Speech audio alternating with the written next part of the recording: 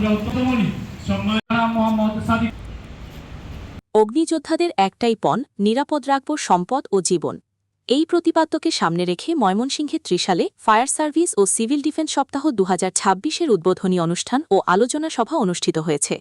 বুধবার ২০ May Trishal fire service ও civil defence স্টেশনের প্রাঙ্গণে এই অনুষ্ঠানে ত্রিশাল ফায়ার সার্ভিস ও সিভিল ডিফেন্স স্টেশনের লিডার কামরুল ইসলামের সঞ্চালনায় ত্রিশাল ফায়ার সার্ভিস ও civil defence station officer Mohammad Sadikur রহমানের সভাপতিত্বে উক্ত অনুষ্ঠানে প্রধান অতিথি হিসেবে উপস্থিত ছিলেন ত্রিশাল উপজেলা নির্বাহী অফিসার আরাফাত সিদ্দিকী।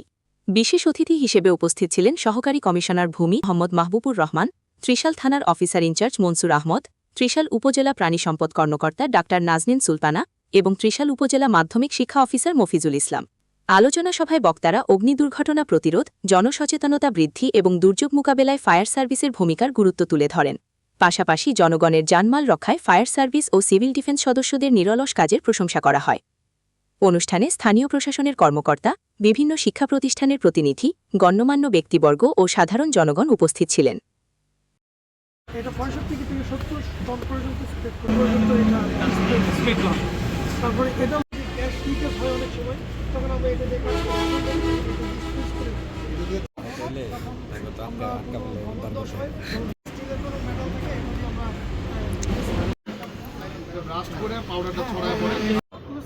সকল বোর্ডে এটা কাজ করা যায়। মানে আগুন না শেষ মানে ঘটনা থেকে সারা বিভাগ কভার এবং